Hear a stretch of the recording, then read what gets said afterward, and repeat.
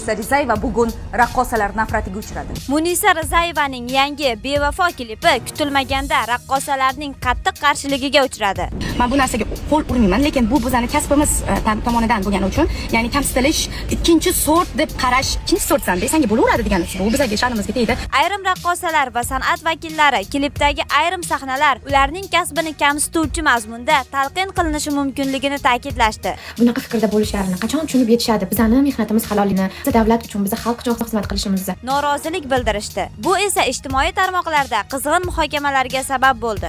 Agar klipni boshidan oxirigacha diqqat bilan ko'rsangiz, salbiy obraz raqqosa emas qizlar. Ushbu holat bo'yicha klipdan so'ng Munisa Rizayeva ham o'z fikrini bildirib o'tdi. Kibri va insonlarga nisbatan adolatsiz munosabatini ko'rsatish uchun berilgan obraz. Qadrli do'stlar, videoni ko'ring va albatta fikringizni kommentariyada yozib qoldiring. Ba'zi insonlar bu sahnada o'z kasbiga nisbatan hurmatsizlikni ko'rganidan afsusdaman.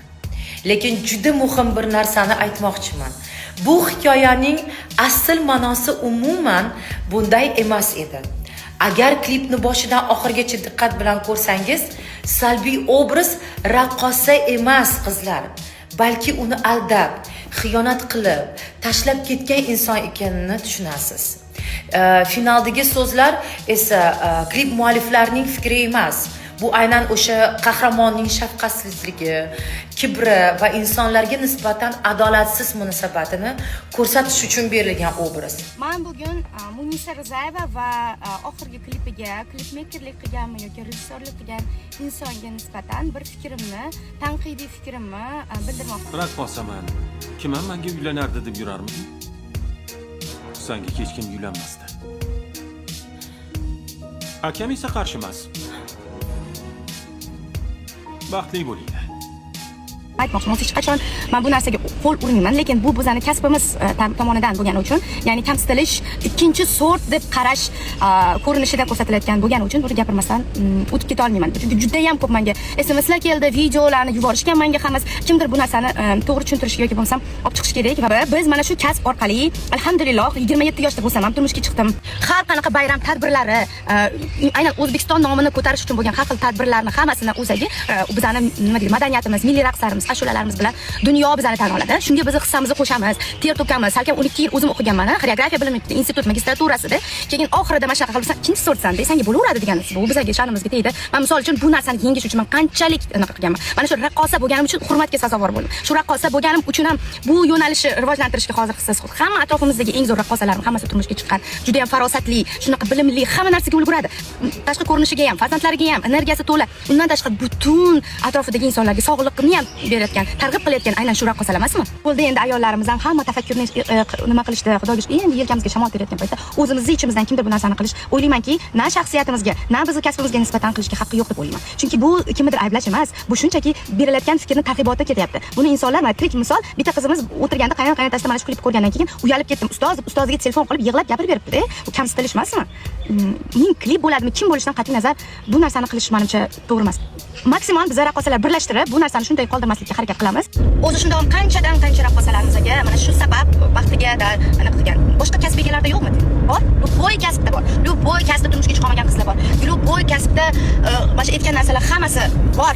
Bizda bizlarga ko'z ko'rib qolgan. Lekin bu degani har bitta klipdami yoki bu haqida gapirish kerak ekanimiz. Yetib boradi. Mana shu video kimga yetib borsa, yetib borsin. Biz mana shuni oxirigacha bormaguncha qo'ymaymiz. Chunki bu narsa o'tgan safar ham podkastlarda chiqqanda bu narsani biz yoritib chiqardik. Oxirigacha boramiz va bu to'g'ri yechimini, diplomatik yechimini topishi kerak deb o'ylayman. Sog' bo'lasizlar.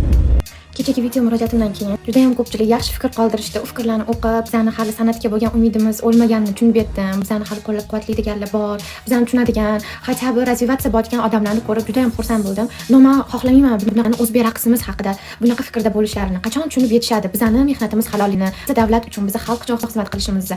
Nima o'zi sizlarning kasbiy odamlarga nima beradi deyshadi. Hozirgi kunda turizm rivojlanmoqda. Biz nechta davlatlarga borib, mana shu O'zbekiston bilan hamdo'stlikni birga rivojlantirib olamiz. San'atimizni ko'rib shunaqa xursand bo'lishyapti.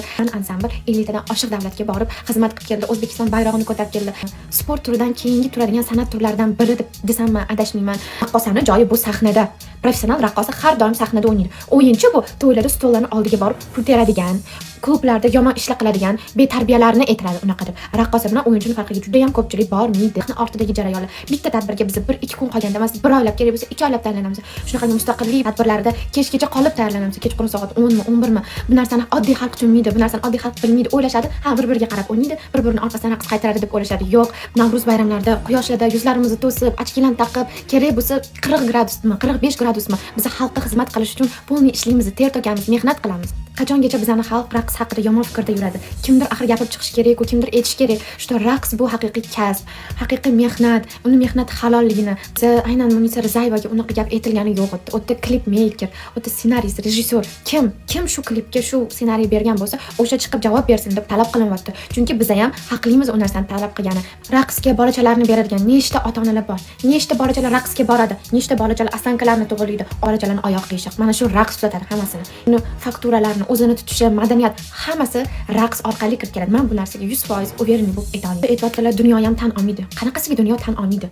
Sizlar bilmaysizlar, biz chet elga borganimizda bizani qanaqa e'zozlashni, qanaqa hurmat qilishni, hattoki bizlardan master-klass so'rashadi. Biz o'zbek raqsiga qiynalamiz, sizlarning stilinglar boshqa, biz sizlarga o'ynaymiz. Sizlar o'zbek xalqi, umuman o'zbek xalqi, o'zbek raqqosalar sizlarning qo'ylardan hamma narsa keladi deb aytishadi. Sizlar любой stilda, любой raqs o'ynab keta olasizlar, lekin o'zbek raqsi stili boshqa, biz unaqa o'ynaymiz deb aytishadi. Qanaqasiga bizani tan olmaydi dunyo? Hatto ular o'zlari so'rashadi bizdan raqs o'rgatishimizni. Qobig'ida o'tirsak hech qachon bizning san'atimiz rivojlanmaydi. O'zbek xalqi bir-birini qo'llab-quvvatlash kerak deb o'ylayman.